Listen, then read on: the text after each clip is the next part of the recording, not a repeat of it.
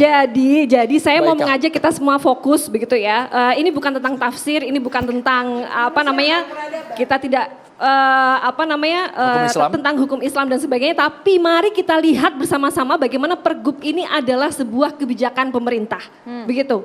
Dan apa isinya dan bagaimana kita harus menyikapi Pergub ini? Posisi saya tentu saja menolak. Begitu. Tapi menolaknya kenapa? Begitu ya. Karena Pergub ini kemudian melanggengkan sebuah bentuk kekerasan terhadap perempuan dan menunjukkan bagaimana ketidakhadiran pemerintah, ketidakpedulian pemerintah terhadap perempuan, terutama para perempuan pekerja. Kekerasan bagaimana Mbak Ika? Sebentar, saya mau bilang terutama para perempuan pekerja yang saat ini membanting tulang, yang saat ini bekerja keras, yang saat ini menjadi pencari nafkah utama dalam keluarga. Kenapa? Karena alasan itu? isi dari persyaratan diperbolehkannya poligami ini salah satunya adalah karena istri tidak bisa menjalankan kewajibannya. Jadi ini kan merujuk pada sebuah peran yang sangat timpang. Yang kalau kata Pak PLT ini ada sumbernya, begitu. Ada benarnya dia bilang bahwa Pergub ini adalah aturan teknis. Karena memang sumbernya adalah di dalam Undang-Undang Perkawinan nomor 1 tahun 74. Jadi Pergub ini meski hanya di Jakarta, begitu, tapi kita perlu menyikapinya, kita perlu menolaknya karena logikanya itu adalah undang-undang nasional. Yang melanggengkan peran yang timpang ini harusnya laki-laki juga ikut menolak, begitu. Di tengah PHK massal yang sangat luas sekarang, begitu.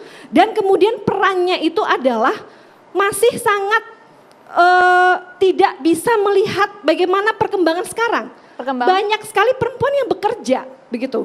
Perempuan yang menjadi pencari nafkah utama. Sedangkan kenapa ada Pergub poligami ini? Karena dia merujuk pada pemikiran bahwa laki-laki itu adalah kepala keluarga, kemudian perempuan adalah kewajibannya sebagai ibu rumah tangga. Begitu. Sehingga ketika perempuan tidak bisa menjalankan kewajiban dan peran domestik tersebut, maka diperbolehkanlah poligami. Selain itu ada juga alasan data angka perceraian yang kian meningkat di Jakarta, Mbak. Itu salah satu dasar juga yang digunakan dalam Pergub. Untuk melindungi keluarga itu tadi? Untuk melindungi keluarga dari apa? Kita fokus pada isu kekerasan terhadap perempuan. Banyak sekali kasus-kasus kekerasan di dalam rumah tangga yang kemudian perempuan sulit untuk bercerai. Apalagi bagi perempuan ASN. Begitu. Jadi ini yang sebenarnya harus menjadi prioritas dari pemerintah. Kenapa saya bilang pemerintah tidak peduli, pemerintah tidak hadir.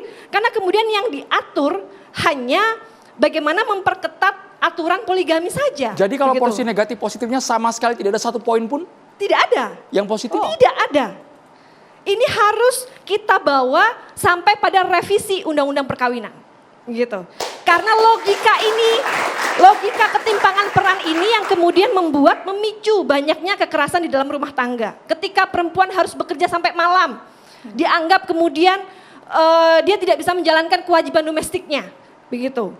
Dan laki-laki kemudian termindset bahwa saya adalah kepala keluarga, tugas saya enggak di rumah, saya enggak mau bantuin. Ini pemicu kekerasan di dalam rumah tangga. Begitu. Dengan banyaknya hutang sekarang, hutang keluarga begitu ya, sehingga banyak orang selain bekerja di pabrik selama 8 jam, dia harus mencari pekerjaan-pekerjaan tambahan. Dan jangan sampai Pergub ini jadikan pembenaran gitu maksud Anda? Iya. Jadi kita harus menolaknya, kita harus membawanya pada revisi Undang-Undang Perkawinan. Itu makna kemerdekaan ya. Itu makna kemerdekaan. Dari kepala rumah tangga mencari nafkah, lalu dianggap nggak bisa melayani, jadilah alasan untuk poligami, udah berlapis-lapis. Dan selalu alasannya itu kan kembali perempuan tuh hanya dianggap tubuh. Hanya dianggap sebagai udahlah liang untuk sperma, untuk cari anak. Dan seolah-olah laki-laki nggak bisa sakit, hanya perempuan yang akan sakit. Kalau memang mau kayak begitu, ya udah poliandri juga dibuka aja. Kita dengarkan dari Majelis Ulama Indonesia, Pak Kiai. Nggak adil. Perspektif kamu seperti apa, Pak Terima Kiai? kasih. Ya, seru sekali ini, senang Tafsir sekali. seperti apa nih MUI ini? Jadi begini, sebetulnya saya membaca satu buku yang menarik. Ada namanya Profesor Ali Sobuni dari Saudi Arabia. Terus pernah satu nulis tentang dalam tafsir juga. Oh iya.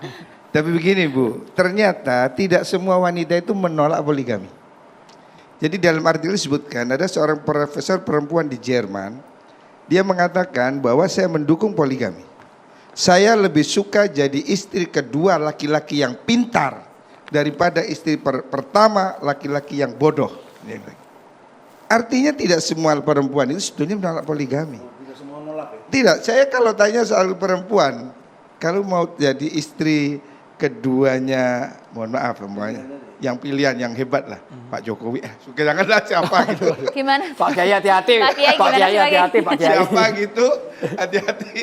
Atau jadi Andromeda Merkuri. Iya kan, lah, Pak? iya. Oh, jangan Pak Kiai, jangan. Atau jadi istri pertamanya tukang sampah, dia pasti milih istri keduanya konglomerat yang hartanya 300 triliun, kira-kira gitu, kira-kira.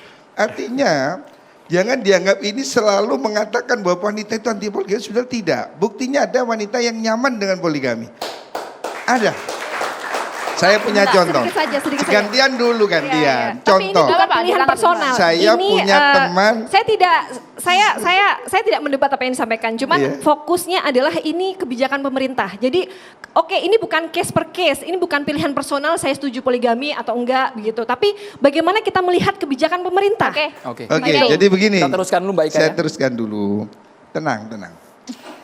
Bahwasannya wanita itu sebetulnya yang membutuhkan poligami. Oh. Ya. Wanita membutuhkan poligami. Wah, ini Wanita kaget yang ini. mana? Ini sudah banyak pertanyaan nanti Pak Saya Kiai. kasih contoh begini. Bukan Maria lah. Ya. Teman saya, seorang tokoh besar, tidak sebut nama. Kalau ada di dunia ini hanya ada 10 perempuan dan 10 laki-laki, sama jumlahnya, harus ada poligami. Karena apa? 10 laki-laki itu dia semua bisa menikah. Mungkin yang 2 gay, yang 2 impoten, yang 2 miskin. Nggak bisa menikah. Terus wanita ini yang lebihnya ini mau dinikahi siapa kalau tidak ada poligami? Justru kalau tidak ada poligami ini akan merusak hak-hak perempuan. Karena tidak semua perempuan bisa menikah. Faktanya jumlah laki-laki itu selalu lebih sedikit dari perempuan. Lebih banyak wanita. Cek di angka kelahiran. Itu bisa memicu kekerasan terhadap perempuan, Nah, Bapak. jangan Hati-hati. bilang kekerasan dulu. Saya Iya.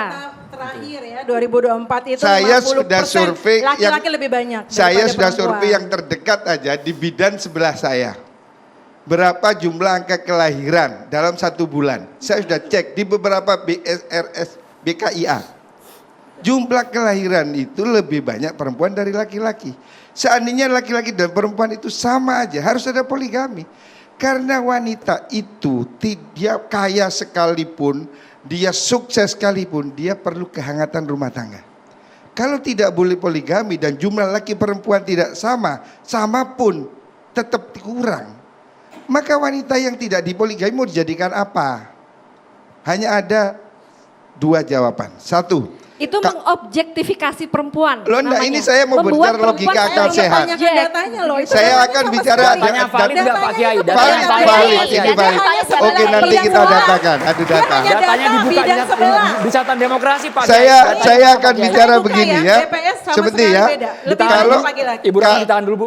Kalau ada, sebentar saya katakan, kalau ada misalnya 3 perempuan 1 laki-laki. Oke, tidak boleh poligami. Poligami itu jahat, poligami itu bangsat.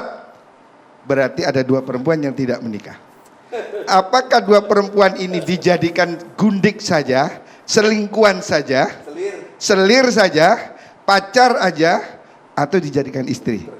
Pak, Mana yang lebih Kenapa baik? jadi mempermasalahkan perempuan yang tidak menikah? Loh, ini kebutuhan jangan perempuan, keluar jalur. Anda jangan salah. Kita fokus pada kebijakan Banyak pemerintah. wanita Betul. justru Jadi kan ini diuntungkan jangan dengan kemudian poligami menyuruh-nyuruh ini. perempuan untuk menikah atau Yang laki-laki jelas, untuk menikah. Gugatan begitu. perceraian itu sangat tinggi. Salah satu alasannya ada KDRT dan KDRT itu adalah KDRT kekerasan seksual. Salah satu bentuk kekerasan seksual adalah poligami. Apakah selingkuh, orang yang dan tidak lain. poligami mesti tidak KDRT, KDRT? itu Pertanyaannya. KDRT, Pak. Kekerasan Justru lebih seksual, banyak orang kekerasan tidak psikis. poligami KDRT Dan malah. kita udah punya undang-undang PKDRT. Ah salah, ayo Udah punya coba. undang-undang PKDRT, Pak. Datang saya ke Jangan kita pengadilan. melanggar undang-undang PKDRT.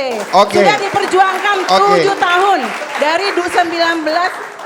Saya punya sudah teman perjuangkan. hakim di pengadilan agama di Malang. Oke. Dia bilang saya, Gus, angka perceraian semakin tinggi. Iya. Saya tanya, apa yang terjadi? Kenapa? Oh, yang banyak itu sekarang justru ya, ini masalahnya. Malah wanitanya yang sekarang minta cerai karena Dia bilang, Karena suaminya selingkuh, Pak. enggak, bukan begitu, Poligami, nggak salah. ada Ini izin fakta, Bu. pengadilan. Poligami dengan siri, itu. Orang kekerasan bukan kan soal poligami. Yang banyak kekerasan malah tidak poligami, uring-uringan sama istrinya.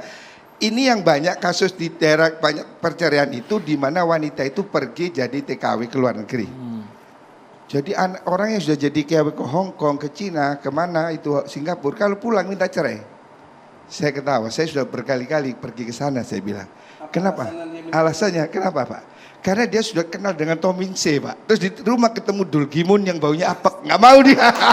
Ini satu dari berapa kasus kan Pak Kiai? Jangan kemudian itu Loh, menjadi ini pembenaran. banyak, ini hakim Jangan pengadilan dijadikan yang ngomong pembenaran Pak sama Kiai. Itu saya. satu dari sekian kasus. Jangan menjadikan lelucon, Bapak hanya data bidang sebelah. Kita data BPS, Bapak. Ini saya bacakan Oke. datanya BPS. Yang itu banyak- laki-laki lebih banyak. Artinya apa Bila Andri kalau gitu? Jadi begini, menurut saya, faktanya Faktanya mana ini? Saya baca di BPS, saya bacakan. Kalau mau bicara fakta, Kok jadi kalau bidang mau- masalahnya kalau mau begini, bicara Bu, fakta, mari yang kita bicara dinikahi itu soal juga fakta perempuan. kekerasan terhadap Bapak, ini perempuan. dijadikan lelucon Angkanya, semua.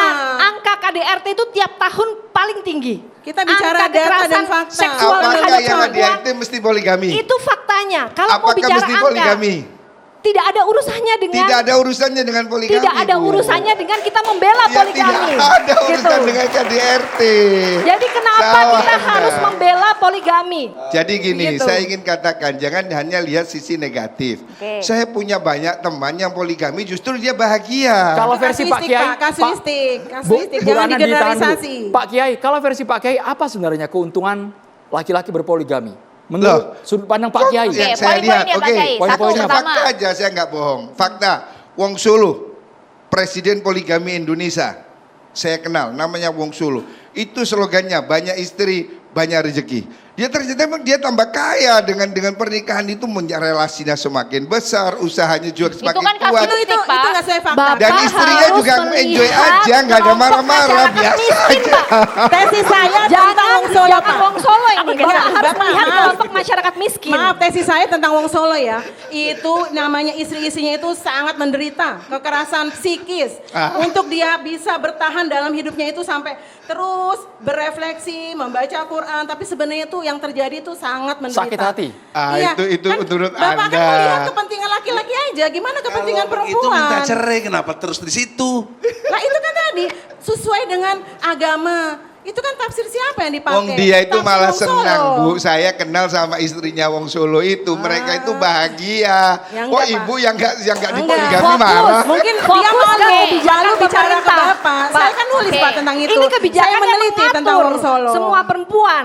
Jadi ini begini. kebijakan yang mengatur semua keluarga di Indonesia. Bagi Bapak Jadi fokus hanya ke situ, case by jangan case hanya aja. satu Kita dua kasus ngomong saja. Jadi data begini. yang Maksudnya lebih banyak Pak lah, Kiai Pak. kalau kita tarik ke agama banyak mudaratnya Iya, atau benar. maslahatnya. Tidak, mudarat saya Pak ingin Kiai. katakan Poinnya bahwa apa nih? poligami itu tidak wajib. Poligami itu tidak dianjurkan, tapi juga tidak dilarang. Oke. Case per case tidak sama, makanya saya tidak setuju kalau poligami harus dilarang. ASN tidak boleh poligami. Ya dia akan semakin selingkuh, pelacuran, perzinahan akan semakin darurat dan tidak karu-karuan. Oke, kalau kemudian Pak Kiai tadi sampaikan bahwa sebenarnya memang kemudian tidak diwajibkan, tapi juga kemudian tidak diharuskan. Tapi apakah kemudian pemerintah harus mengatur ini? Itu pertanyaannya. Nanti Mbah Tejo juga harus menjawab ini. Usai jeda, saat lagi.